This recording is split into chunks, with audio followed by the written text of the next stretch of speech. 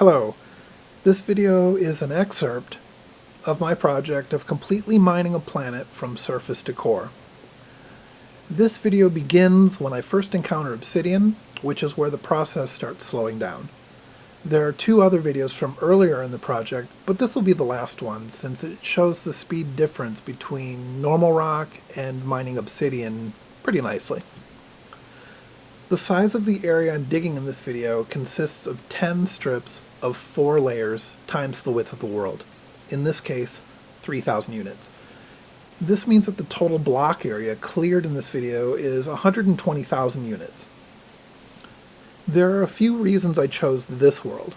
I wanted to clear a normal world, a world with monsters, minerals, dungeons, and biomes. Not a moon, not a barren world.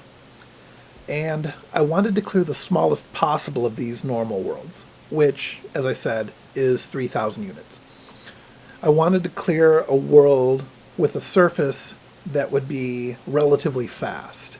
A cold world with lots of surface snow and ice, which is some of the quickest to clear blocks in the game. The world also needed a mineral mix, which included platinum, because that's actually one of the things that I need a lot of, and I'll get to that in a bit. When you deal extensively in one world for a long period of time, you learn some things about it and the game itself. One of the first, and maybe the most interesting, is something I call the seam. I'm marking the seam by removing a vertical strip of background rock, and you're going to see that come along in the background every now and then. The game behaves strangely at the seam. When you shoot a rocket launcher horizontally over the seam, it explodes at the seam instead of the rocket continuing past. So it's easy to die here because I'm concentrating on what I'm doing. I forget I'm at the seam. I jump up to take a shot at an upcoming enemy, and then at the last possible second, I realize I'm standing right at the seam when my rocket launcher explodes in my face and kills me in the process. There are a few ways around this. The first is just to be aware of it, which is why I mark it, but as you'll see me die a few times in this video, clearly that only works so often. Here's the seam, here's the death.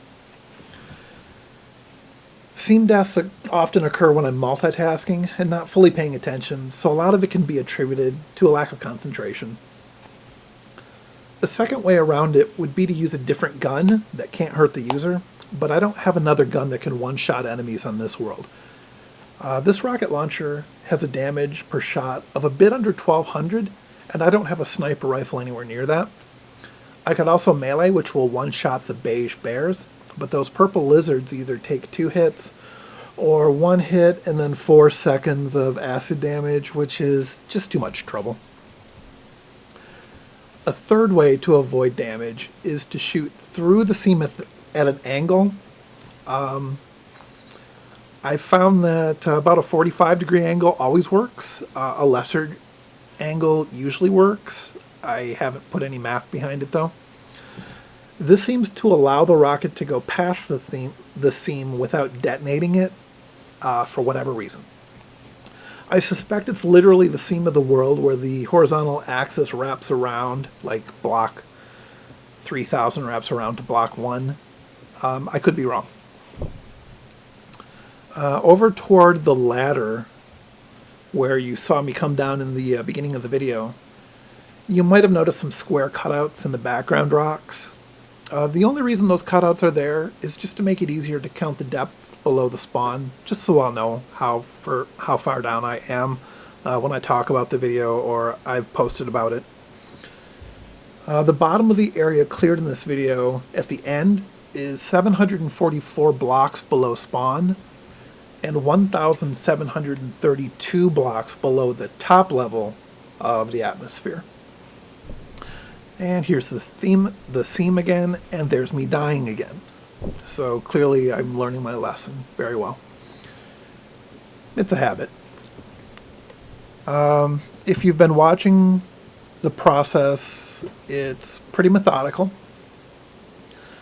The first step is that I lay lights, those fluorescent lights, the 3 block wide lights, near the ground level. And then I remove any previous lights. Here we are. So I'm laying down the next level of lights. And then after these are all laid down, I'm going to grab those lights above. And I'm not going to leave those in the world, and I'll get to that because I actually do use these lights.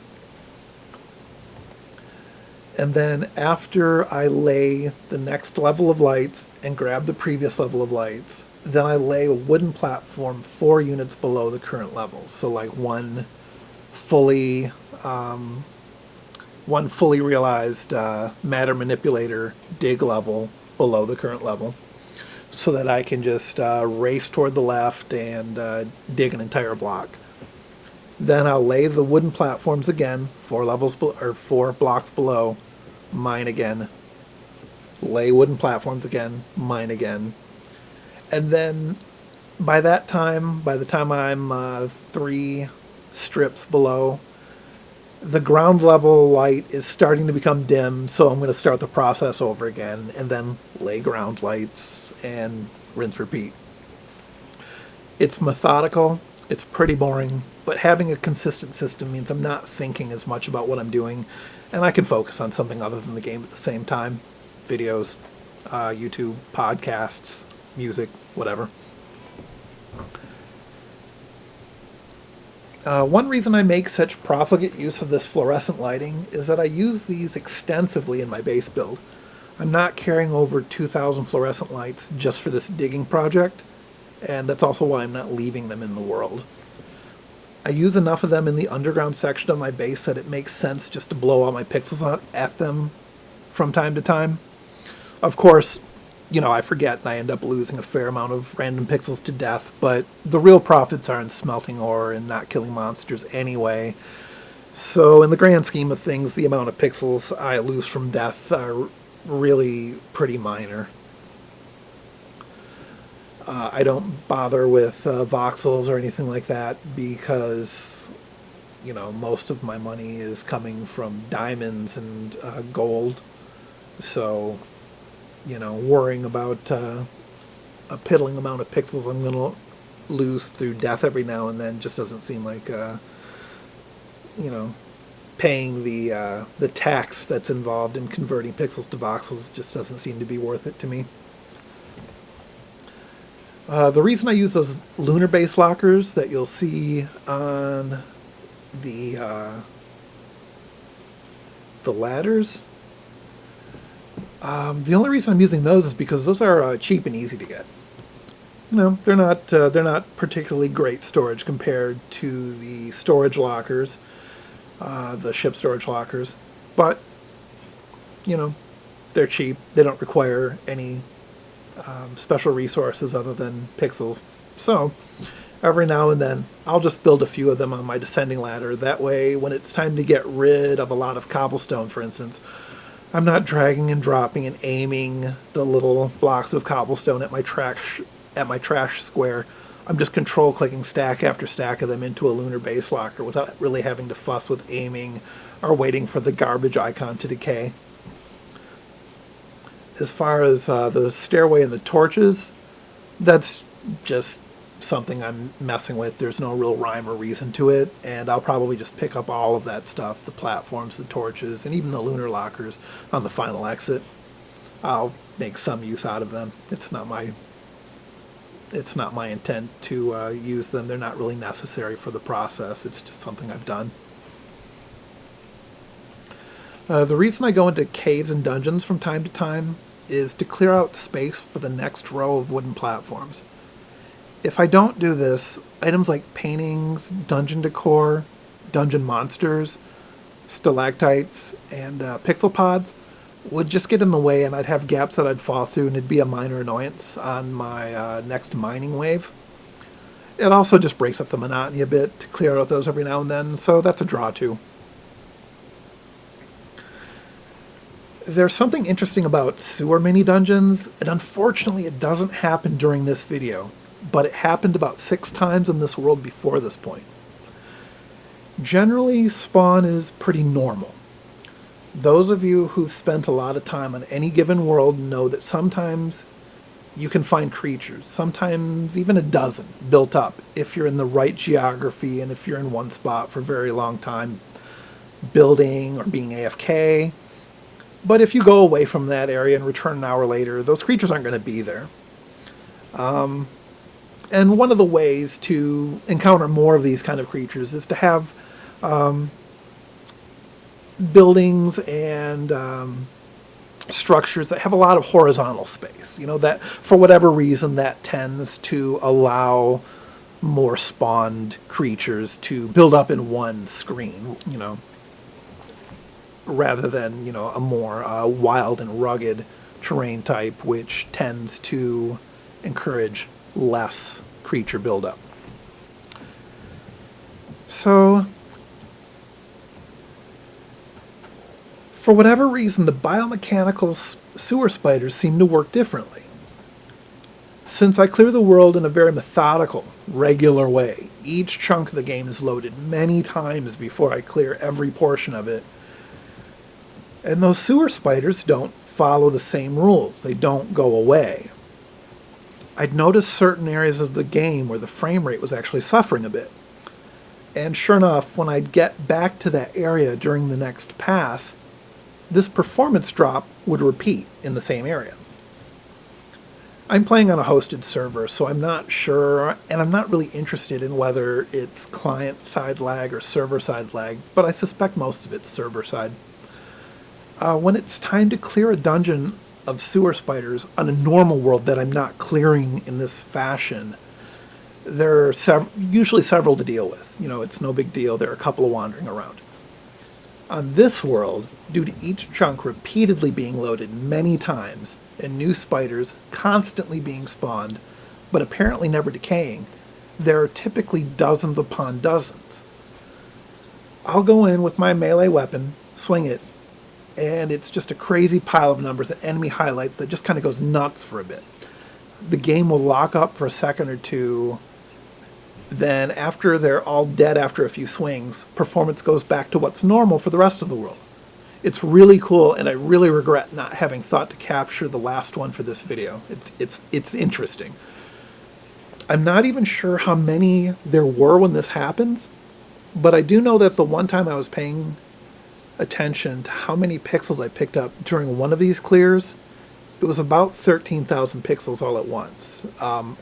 So I don't even know how to estimate how many spiders that represents, but dozens upon dozens is my ballpark useless guess. It's a lot. It's really interesting looking.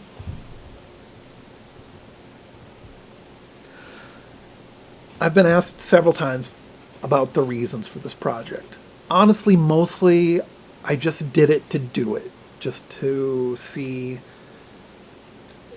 how the game would behave in a world where, you know, most of it was cleared. I'm not clearing this planet to build something here. My home base is on another planet. I'm also using it as an excuse to gather resources I'll need to make an absurd amount of storage locker for future projects.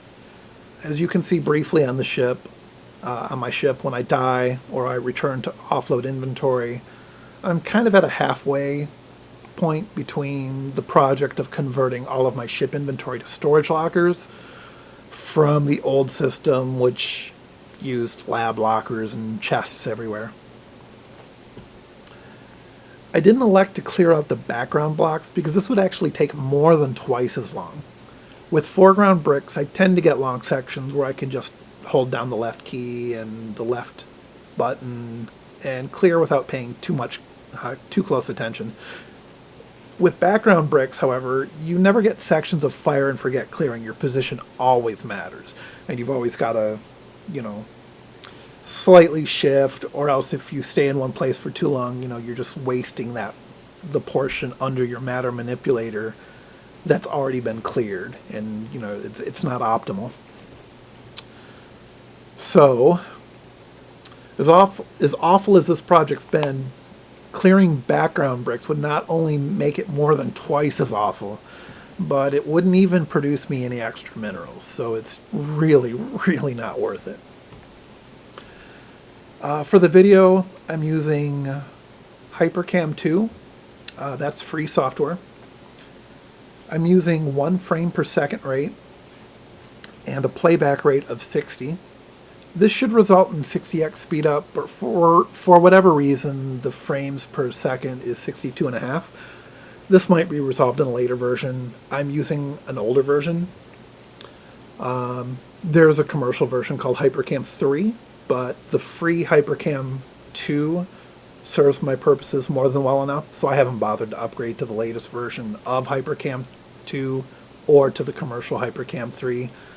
But they're great products. I found them much better to use and much more competent than Fraps. For the other time-lapse videos, I didn't bother recording sound, but I figured I'd drone on for a bit during this one to point out a few details. Hello.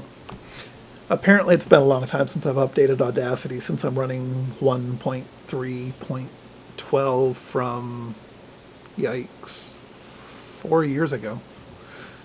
Anyway, there are much newer versions available. This time-lapse approach means that this video represents about 8.5 hours of gameplay. Since HyperCam can pause recording, I split it up into several sections across a few days.